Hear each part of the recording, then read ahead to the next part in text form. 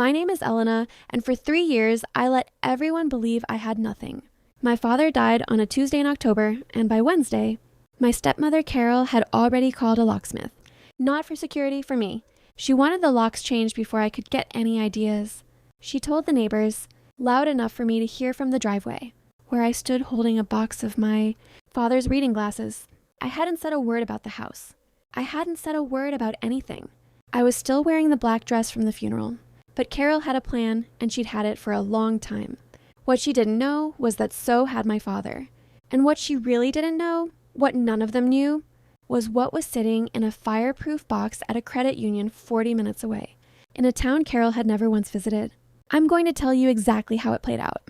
Stay with me, because the moment it breaks open is not what you think, and it is not where you think. My father married Carol when I was 24. I was polite. I was patient. I told myself that people who marry twice deserve second chances. And Carol, for what it's worth, could be charming when she wanted something. She wanted the house. Not right away. It took years. Small comments first. Your father and I have been talking about the future. Then bigger ones. It just makes sense for the house to stay in the family that's actually going to live in it. By family, she meant her and her adult son Trent, who had moved into my father's guest room 4 years ago. And never once mentioned moving out. I watched it happen in slow motion, the way you watch weather roll in from far away. You know it's coming. You just don't know how bad it'll be until it's over your head. My father got sick 18 months before he died. Carol became his shadow. Every doctor's appointment, she was there. Every conversation with the estate attorney, she made sure to be in the room. Every conversation, that is, except one. Here's the part Carol never found out about until it was far too late for her to do anything but sit in a folding chair and listen. 3 months before he passed, my father called me on a Sunday morning and asked me to drive out to see him alone. Not at the house. At a diner, 20 minutes from where he used to work, back before he retired. He picked a booth in the corner. He ordered coffee he wasn't supposed to drink anymore, and he looked at me the way he used to look at me when I was a kid and about to hear something important. Elena, he said, I need you to listen to me. And I need you to not tell Carol a single word of what I'm about to say. I want you to sit with that line for a second, because everything that follows comes from it. He told me that the house, the actual house, the one Carol had already started picking paint colors for in her head, had never been his to leave to anyone. Not really. Not the way people assume. See, my grandfather bought that land in 1974, decades before my father ever married my mother, let alone Carol. When my grandfather passed, he didn't leave the deed to my father outright. He left it in a family trust, with my father as the trustee, the manager, but not the owner. The actual title, the deed itself, was structured to pass to his direct bloodline. To me, automatically, on my father's death.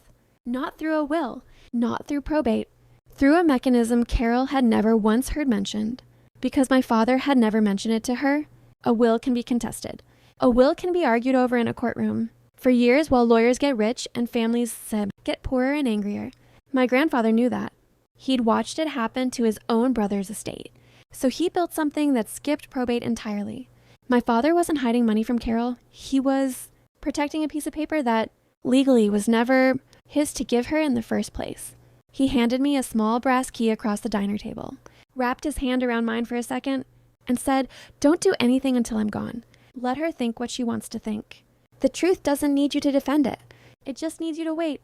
I put that key in my coat pocket, and I did not take it out again for 104 days. Now here's where it gets interesting, because Carol was not stupid. She was many things, but not stupid. The week after the funeral, she had Trent go through my father's home office to organize the paperwork, which really meant searching for the will. They found it. A basic one, drafted years earlier, splitting his more liquid assets, savings, a small life insurance policy, his car between me and generously, a small percentage to Carol. It said nothing specific about the house, because legally, the house was never his to write into a will. Carol read that will exactly the way she wanted to read it. She decided that because the will didn't explicitly say the house went to me, that meant it defaulted to her as the surviving spouse. She told her sister that. She told her hairdresser that. She told a rental furniture company that when she started refreshing the living room for the new season. She was so confident, she scheduled an estate sale for my father's tools before his ashes were even settled in the ground. I said nothing. I let her measure the windows for new curtains. I let her tell Trent he could finally convert the garage into his space. I sat through a family dinner where she referred to the house out loud at the table as mine now, obviously, and looked at me like she was waiting for me to argue so she could enjoy winning. I didn't argue.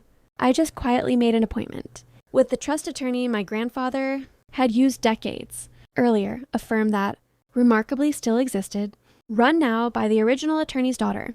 She pulled the original 1974 trust documents from their archive. She confirmed everything my father told me. The deed had never been part of his personal estate. It was never his to leave, and it was never Carol's to inherit.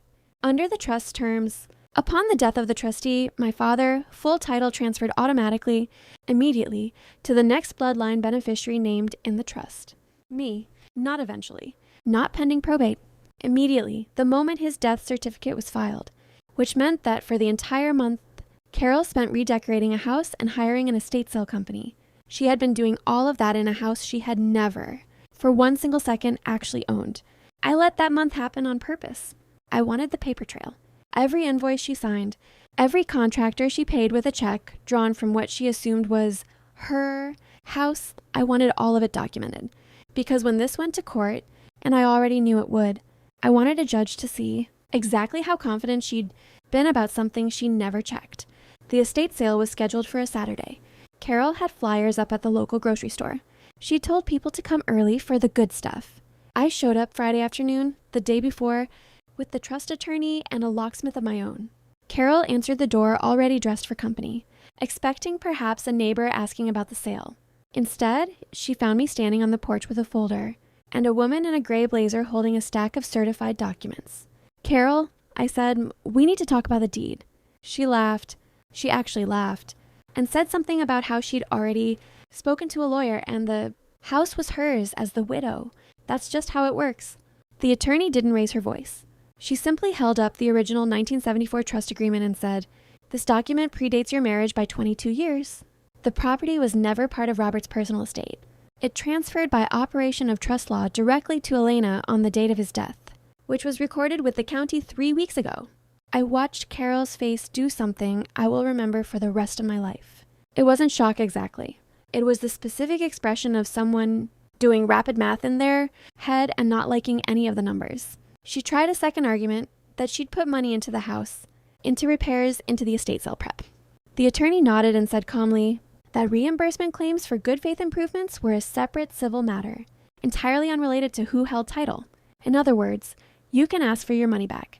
You cannot ask for the house. Trent came down the stairs at that point, still holding a box marked garage stuff, and stopped halfway down when he saw our faces. Here's the detail that still gets me. Carol's next move wasn't to apologize or even really to argue. It was to ask flatly, "So what happens to the estate sale tomorrow?" I told her the sale was canceled, and that anything of my father's still in that house was, as of that moment, my property to decide on.